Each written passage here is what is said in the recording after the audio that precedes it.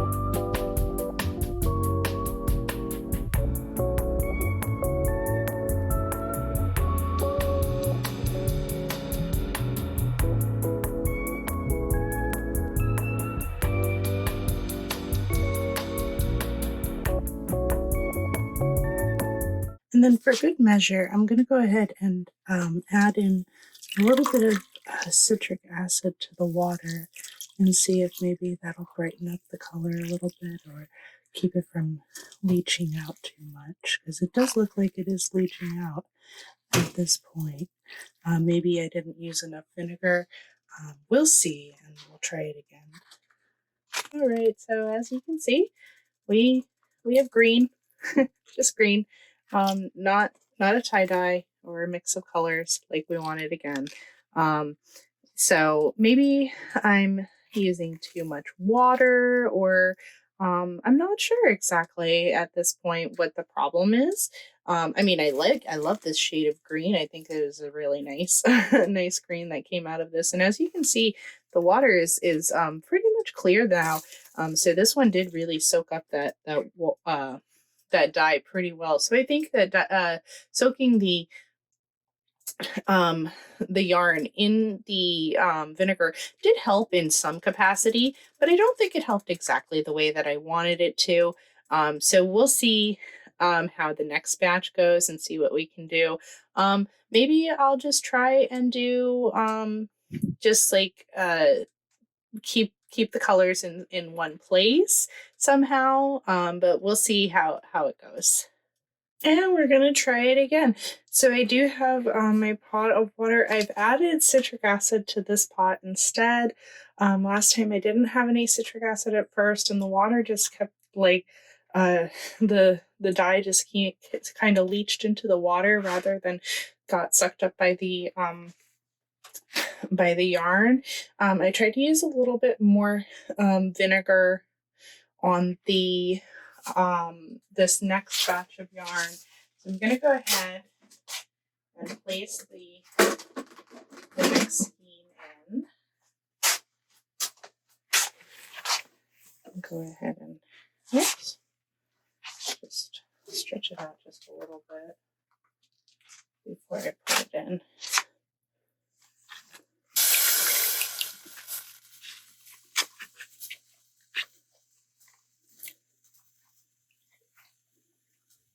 Okay, so let's go ahead and try to add these colors here to the yarn.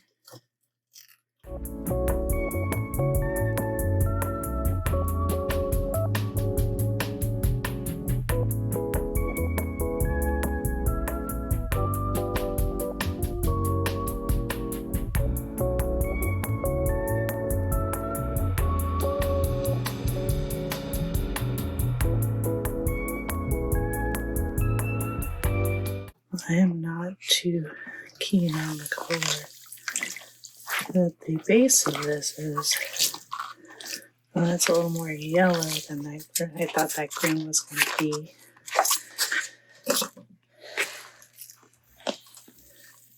So as you can see, this one's a little bit more keeping the colors to where I want them to be. This green is a little bit more brightening up now as we leave it in here. So let's go ahead and add a little bit more of this purple and see if I can get a little bit more of this color.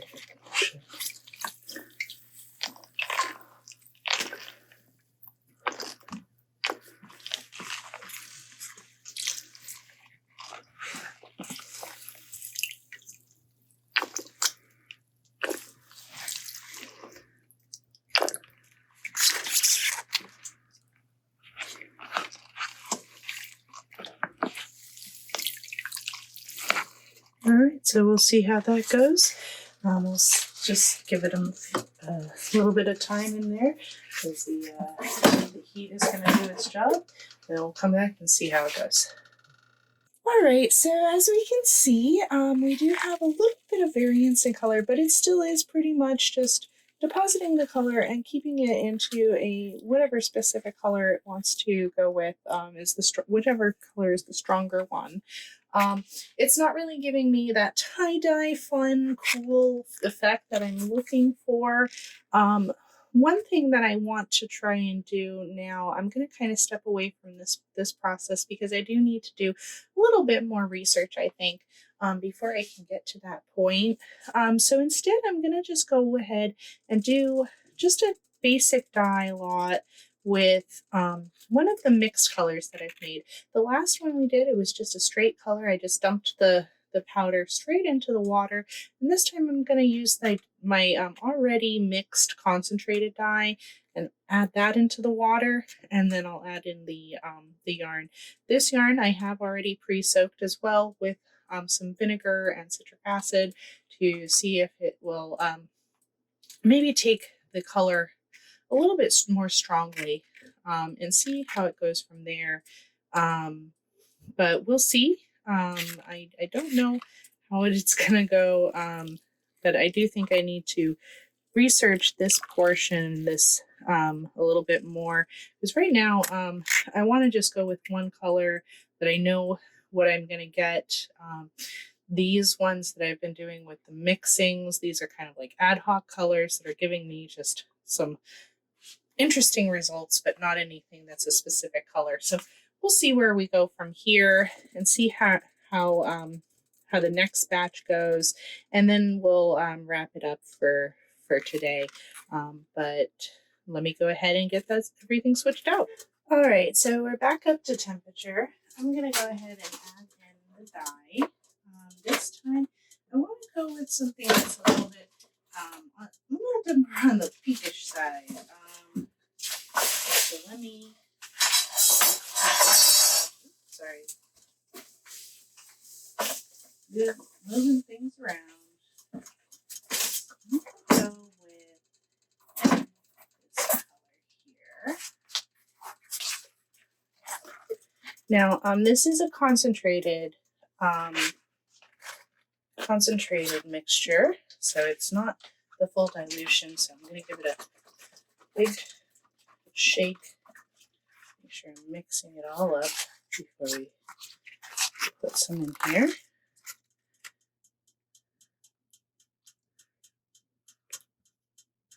This is going to be like an orangey pinkish, like a coral. Coral is the color.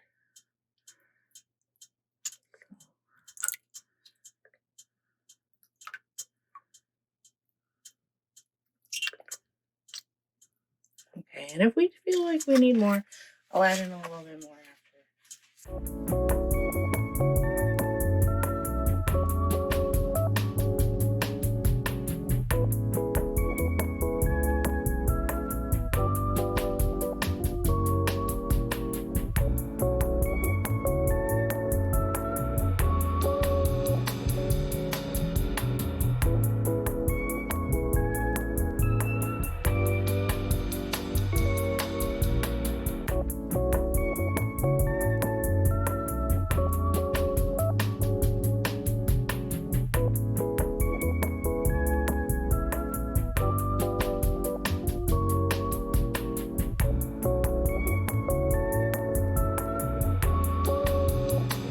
I think I'm going to go ahead and add a little bit more dye in, give a little bit more saturation to the water and the color itself.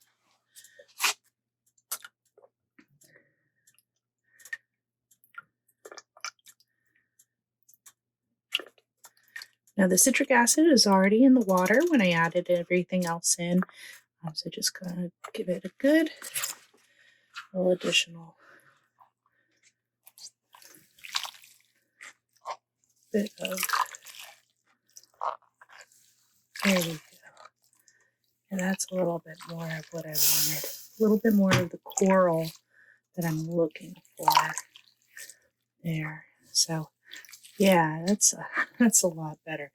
So yeah, I'm gonna go ahead and leave this to get nice and heated, a little bit of heat to it, so we can add that dye to the, we'll really get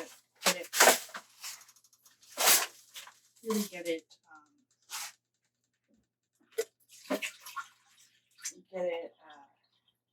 what am I trying to say? Yeah, just give it a few minutes, let it really get in there, really saturate the wool. I'm a lot happier with this brightness of the color. So I'm just gonna leave it, let the heat do its job, let it do its thing, and then we will be done for the day. Dye day number 2.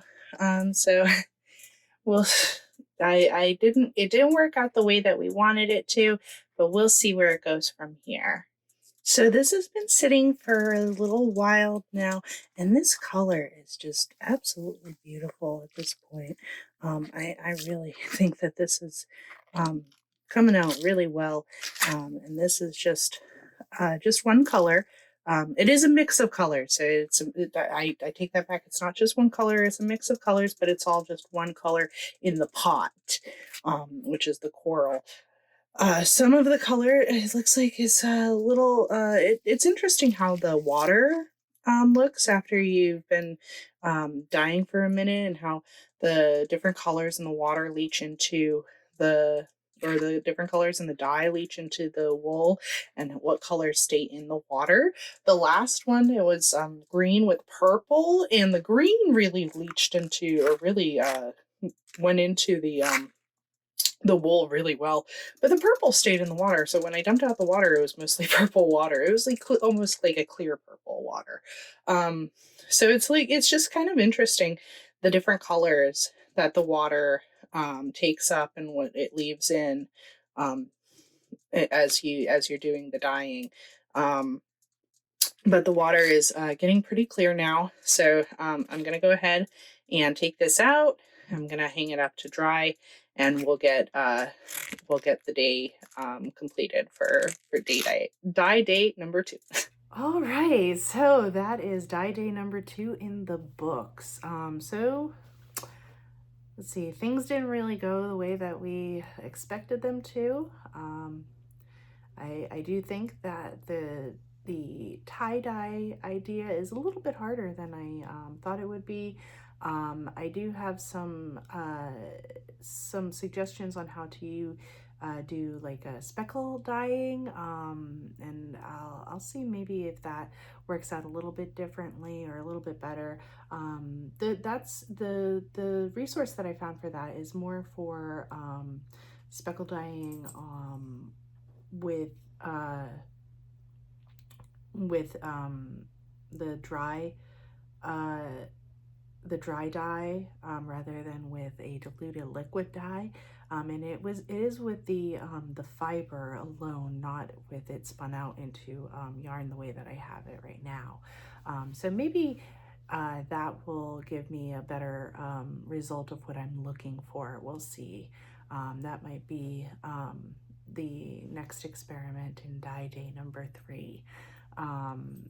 The other thing that I've been thinking about doing is just maybe dyeing my fibers in single colors and going from the single colors to blending them together on a blending board and creating some rolags, and maybe I can spin from that. So there are definitely some options that I have available to get me to the next spot in this experiment. So hopefully you'll join me in that journey. If you have any suggestions or comments that you want to provide, anything that you want to point out that I was doing wrong, because I'm sure I was doing something wrong, go ahead and leave me a comment. Anything that you give me is gonna help me grow and help me learn to do this better. I can't always know what I'm doing wrong without feedback, so that is definitely helpful. But as always, go ahead and provide a like and a subscribe if you are interested in seeing me do more of what I've been doing, and joining me on more of these journeys to learn more crafts and more fiber arts. As always, hopefully I'll see you again for the next episode, which might be another new another new thing. We may be trying some weaving, possibly. I have a lead on a loom, so depends on how that goes. We'll see. But that's going to be definitely in a future episode. So if you wanna join me for that, like I said, go ahead and hit that like and subscribe, and hopefully I'll see you again on another episode of Ashley Tries To.